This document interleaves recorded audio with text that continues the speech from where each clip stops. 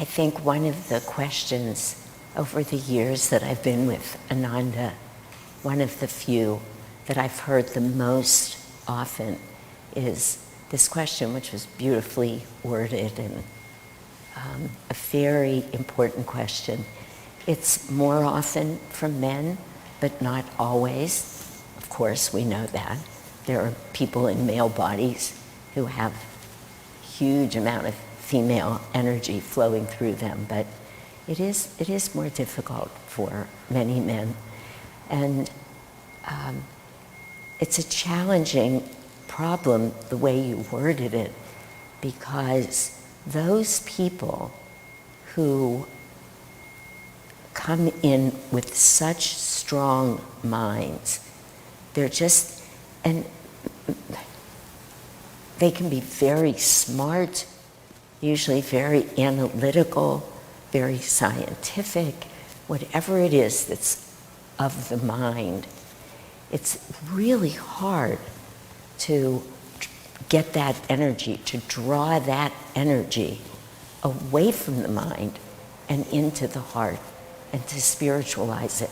It's not that logic is bad. Of course it's not bad. We need it. I mean, I think of how many years I spent studying science and writing protocols and using my mind, and how many brilliant minds I've worked with in various times in this life.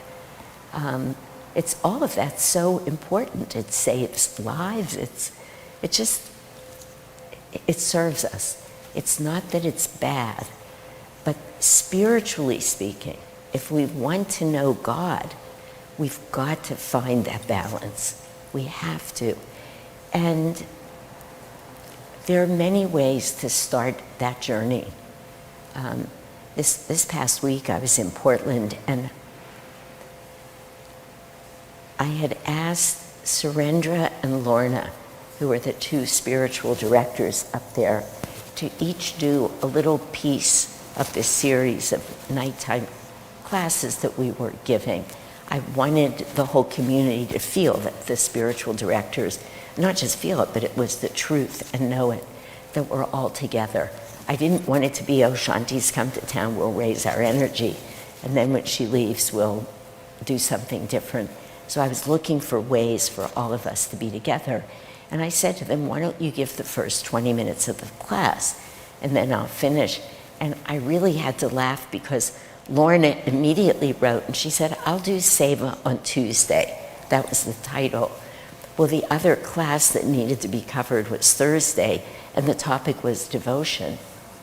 And almost 20 years ago, Surendra sat here in a class that I was giving and asked the question, this question, how do I develop devotion? How do I open my heart? For those of you who know Surendra, he's just an extraordinary soul, a beautiful soul, a beautiful devotee, disciple. I tell him he's managed to be in the wrong place at the wrong time more than almost anybody I know. They had just moved to Portland, to Laurelwood, just from here. Literally, I didn't think they had even unpacked their last box. But Surendra told me this time, Tushti always said, just as the last painting was going up on the wall. So then she started telling people, never put the last painting up, because the phone rang, and it was Swamiji saying, I'd like you two to move to India. And, you know, Surendra, many times he said this, so I'm not telling tales out of school on him. He said, you know those times where a call comes from Swami and you pick up the phone and you know you're going to say yes, and you really know that you absolutely want to say no. This was one of those times. Anyway, they moved to India, of course, and they did very great work over there. And as I said to Surendra, and this is important in terms of this question, because he came and talked for 20 minutes on devotion, and he said right away, I have to tell you honestly, I don't know this. He said, I have been looking at this much of my life. I am a man who moves from my head. And it's really true if you read his books, which are these compilations of essays. They're brilliant, and some of them I can't grasp. He's very, very smart, and he lives that way. And of course, he does great work in terms of the work that needs to be done at the community. But he himself just says it's a struggle. On the other hand, and I said this out loud to that class, Surendra is the most caring, compassionate, generous of spirit, humble people that I've ever met, ever. He's remarkable. He wouldn't call himself devotional because he's not primarily, by far primarily not, a bhakti yogi. It's not how he came in this time. And because he's such a great disciple, he's looking for balance, but it's not how he moves. And yet, he's developed compassion, as I was saying, care, this generosity of spirit that's in him, and the way that he's humble all feels very devotional. It feels devotional when you're with him or around him. So the question is a good one, and it's a hard one, but I would bet that Surendra, who now becomes the poster child for this, I guess, the poster soul for this, has spent hours and hours around like-spirited people in satsang. The more time we can spend with people who are also seeking God, the more our hearts open, though we don't know it. The more we can chant or listen to chants, our hearts open, even though we're not consciously aware of it. I have at times told people, many in a class or clients that I've worked with, buy one of those graphic manifestations of the chakras that's in this dimension, horizontal, vertical, I'm sorry. For some reason it just left my mind, but it's in this direction because it's the direction of our astral spine and where those chakras are. So it's beautiful. And sit in front of it and just imagine that your heart is a flower that opened fully, and from your heart to the heart chakra on that graphic design that you should buy, one that you love, just start breathing, sending energy, sending cool and warm air, if that's the way you want to think of it, but going from your heart to that heart chakra and back, and from your heart that is wide open to that heart chakra and back. Do it with the master's eyes, always, just as a practice from your heart chakra. Make sure you allow it to open first. Now, these are just practices, because if you've asked the question, what you're praying that I'll tell you is some way that your mind can solve the problem, and it's not going to work.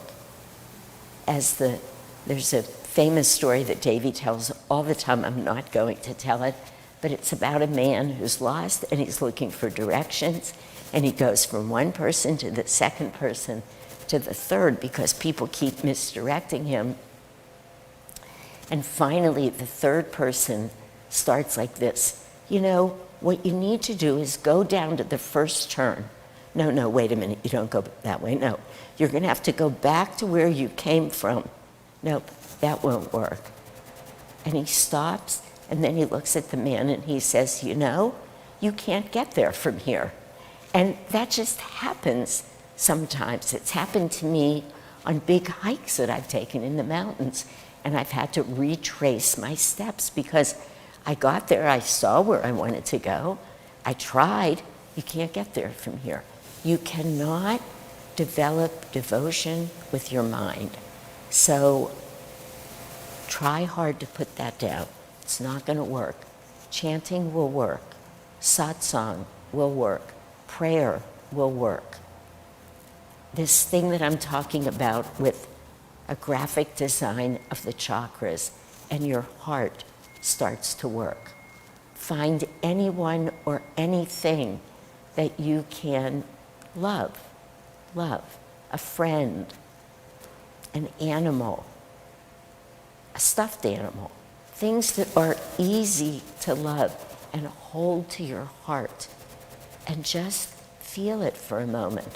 It won't stay with you because your head's going to jump in. But that's the spiritual practice of it. That's what we're here to do. We're not here just to say if we're not at the end, we've failed. We're here to really love the path. You know, when it came to me that I was going to be going to medical school, my husband, a different husband, who was already a physician, had already gone through medical school training, which is a huge challenge, huge. He said to me, I am going to be with you 100%. I feel this is right. I know it's right. He said, but there's an if.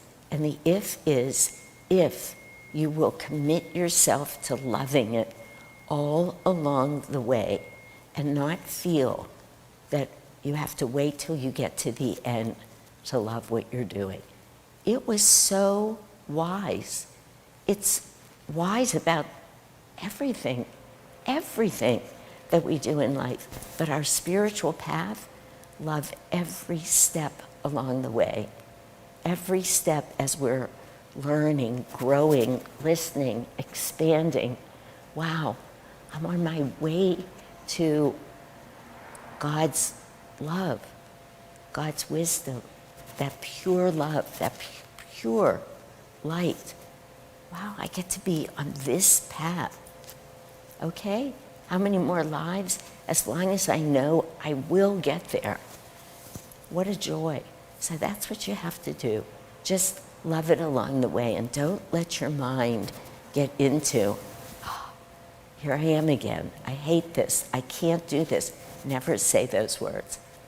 My heart hasn't fully opened yet, but it will. Of course it will. We're all headed to God. God is our heart. That's where pure divine love is. We're all going to get there.